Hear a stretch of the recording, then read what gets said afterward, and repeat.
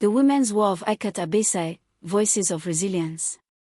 Ikot Abasi, a quiet coastal town in southeastern Nigeria, was known for its vibrant markets, family traditions, and a deep connection to the natural world.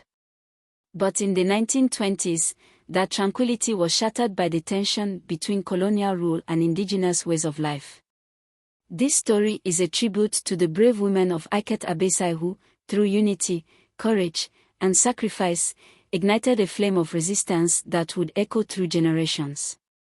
The gathering storm. The market in Ikot Abasi bustled with energy, as it did every day. Women moved through the stalls, haggling over fresh fish, exchanging news, and laughing as they exchanged blessings and greetings. At the heart of this energy were women like Nkaiso, a grandmother of 8 with the fire of youth in her eyes. Known for her generosity and strength, she was a beloved figure in the community. But the joy in the market had been fading. A new presence darkened the lives of the women, colonial officials enforcing new taxes and rules that struck at the heart of the people's independence. There were rumors about the oppressive taxes spreading across the region, but it wasn't until colonial officers began visiting Ikot Abasi that the women felt the true weight of this threat. They would now be taxed on their homes, their land, and even their produce. For women who were the economic backbone of their families, this was a blow they could not afford.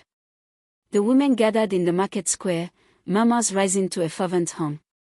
Nkaiso spoke to the crowd, her voice strong and clear. They take our men to work without pay, they tax our goods, and now they tax us for the very ground we stand on. Are we to sit back and accept this? The answer came in a chorus of no.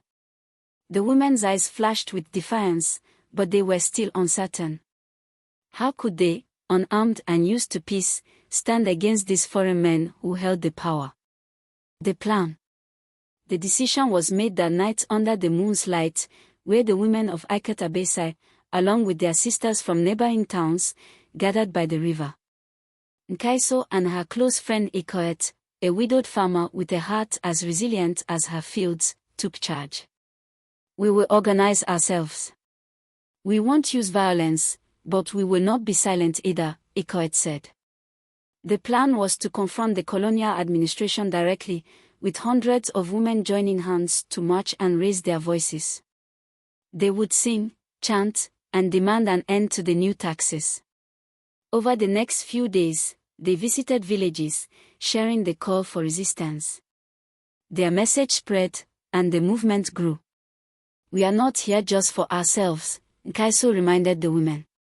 We are here for our children and their children. We will stand as one. The March of the Women. On a clear morning, hundreds of women, dressed in vibrant wrappers and headscarves, gathered in front of the Colonial Administrative Office in Ikot Abasi. Their faces were painted with symbols of strength, and their voices were steady as they began to sing. The songs, in their native dialect, were both a plea for justice and a declaration of defiance. As the melodies rose, the town seemed to echo with their resilience. The British officials, taken aback by the sight, came out to face the crowd.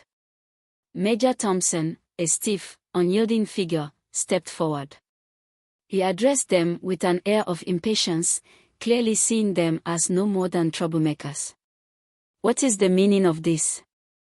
Go back to your homes before we are forced to disperse you, he shouted. But the women did not waver. Nkaiso and Ikot stepped forward, their eyes meeting the major's cold gaze. Nkaiso spoke with calm authority, her voice carrying through the crowd.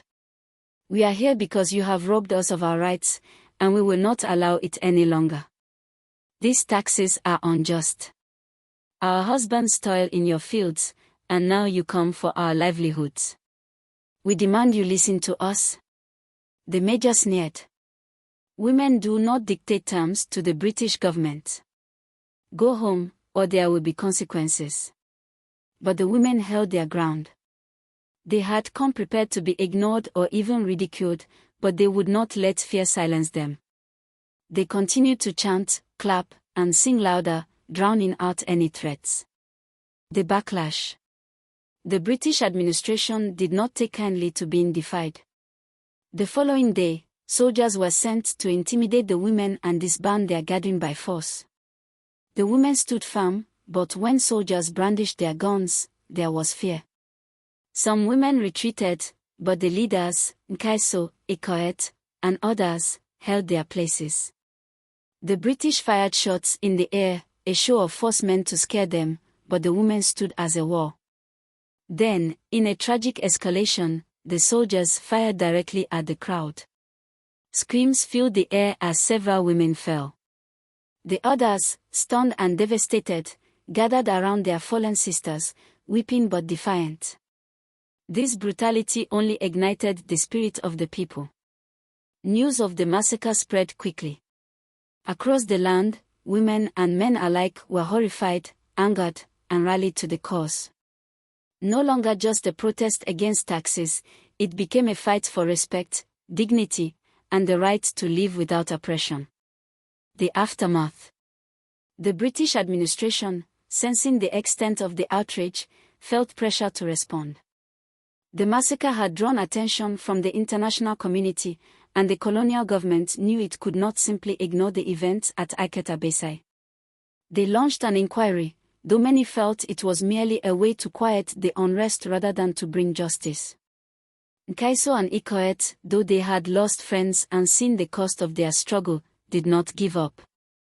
They continued to advocate, now not only for an end to the taxes but for respect for their people's sovereignty and dignity.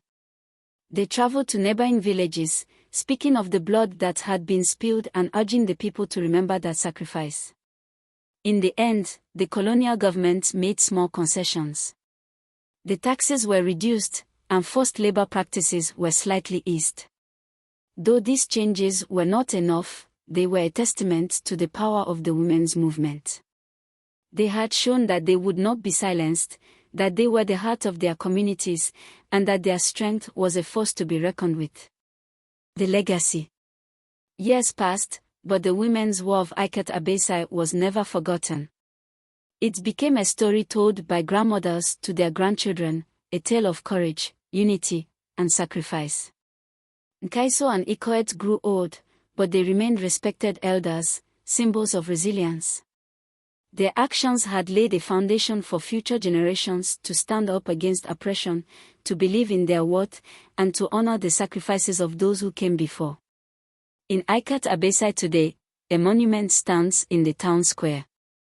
Engraved on its base are the names of those who fell and a simple message: for the women who stood against tyranny, for the mothers who showed us freedom, we remember.